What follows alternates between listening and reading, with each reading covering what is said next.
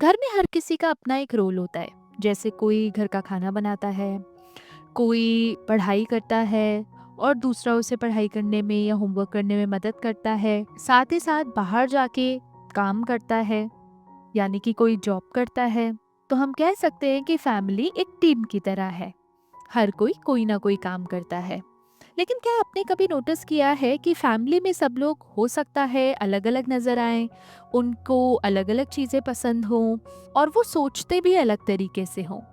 लेकिन एक ऐसी चीज़ होती है जो हमें फैमिली में आपस में कनेक्ट करके रखती है, और वो है ढेर सारा प्यार और अंडरस्टैंडिंग।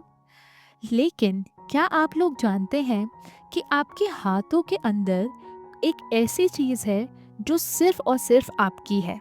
मतलब वो चीज़ आपको यूनिक बनाती है।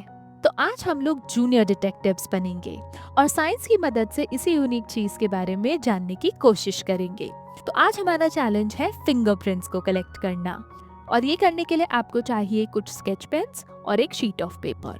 तो सबसे पहले आप एक पेपर लीजिए और उस पेपर पे एक टेबल बना लीजिए। उस टेबल में 3 कॉलम्स होने चाहिए। पहले कॉलम में आप अपना नाम लिखिए, दूसरे कॉलम में अपनी मदर का और तीसरे कॉलम में फादर का। अगर आपके फैमिली में और भी फैमिली मेंबर्स हैं तो आप हर एक फैमिली मेंबर के लिए एक कॉलम बना सकते हैं। अब आपको जिसका भी फिंगरप्रिंट लेना है उसकी फिंगर के ऊपर आप स्केच पेन को इस तरीके से अच्छे से लगाइए। ध्यान रखिए कि आपके फिंगर का जो टॉप है वो अच्छे से स्केच पेन से कवर हो जाना चाहिए, तभी आपका फिंगरप्रिंट अच्छे से आएगा। अब पेपर पे अपने फिंगर को कस के दबाइए और जैसे ही आप अपनी फिंगर को हटाएंगे आपका फिंगरप्रिंट आ चुका होगा। देखा कितना आसान है। अब ऐसे ही करके आप अपनी फैमिली मेंबर के भी फिंगरप्रिंट्स फटाफट से ले लीजिए। जैसे मैंने यहाँ पे अपने फादर और मदर का फिंगरप्रिंट भी लिया है। अगर एक बार में फिंगरप्रिंट करेक्टली ना आए तो टेंशन लेने की बात नहीं है। आप जितनी बार चाहें उतनी बार फिंगरप्रिंट लेने का ट्राई कर सकते हैं। जो फिंगरप्रिंट सबसे ज़्यादा क्लियर आता है आप उसी को अपनी एक्टिविटी के लिए यूज़ कर लीजिए। अब देखिए, हम एक एक करके सारे फिंगरप्रिंट्स को अच्छे से स्टडी करेंगे। तो पहला फिंगरप्रिंट मेरा है। अगर आप ध्यान दें तो यहाँ ऊपर की तरफ आपको इस तरीके से कुछ लाइंस नजर आएंगी। इस पैटर्न को बोला जाता है आर्चेस। नेक्स्ट पे मूव कर रही हूँ अपने मम्मी के फिंगरप्रिंट पे। यहाँ सेंटर में अगर आप ध्यान दें तो आपको हल्के हल्के से ऐसे राउंड सर्कल्स जैसे नजर आएंगे जो एक के अंदर एक है। इस पैटर्न को हम बोलते हैं वर्ल्ड्स। एंड लास्टली जब मैं अपने पापा की फिंगरप्रिंट पे पहुंची तो वहां पे मैंने नीचे की तरफ इस टाइप के पैटर्न को नोटिस किया और इन्हें हम कहते हैं लूप्स। तो अभी तक तो आप समझ चुके होंगे हमारे फिंगरप्रिंट्स में 3 टाइप के पैटर्न्स मिलते हैं।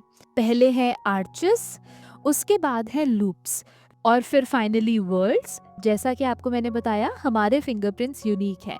इनफैक्ट अगर आइडेंटिकल ट्विन्स है ना तो भी उनके फिंगरप्रिंट्स आपस में मैच नहीं करेंगे। उन दोनों के फिंगरप्रिंट्स एक दूसरे से अलग होंगे। इसी वजह से पासपोर्ट्स में लोगों का फिंगरप्रिंट लगा होता है जिसकी मदद से उन्हें आइडेंटिफाई किया जा सकता है, या फिर पुलिस क्राइम इन्वेस्टिगेशन में भी लोगों के फिंगरप्रिंट्स को यूज करके उन्हें पकड़ सकती है। और ये फिंगरप्रिंट्स हमारे पैदा होने से पहले ही बन जाते हैं और जिंदगी भर सेम रहते हैं। है ना इंटरेस्टिंग? तो चलो अब आप लोग भी अपने फैमिली मेंबर्स के फिंगरप्रिंट्स लो। फिंगरप्रिंट्स को लेने के बाद उनकी पिक्चर ज़रूर क्लिक करो और व्हाट्सएप पे टैब बडी के साथ शेयर कर दो। उसके बाद आपके साथ एक मज़ेदार क्विज शेयर की जाएगी, तो उस क्विज को भी ज़रूर अटेम्प्ट करो। और ध्यान रखो, हर एक चीज़ जो आपको यूनिक बनाती है उसे सेलिब्रेट करो, और जो दूसरों को आपसे अलग बनाती है उनको रिस्पेक्ट करो। तो चलो अब आप लोग भी अपने फिंगरप्रिंट्स को एनालाइज करो। मैं मिलूंगी आपसे एक और इंटरेस्टिंग एक्टिविटी के साथ। तब तक बाय।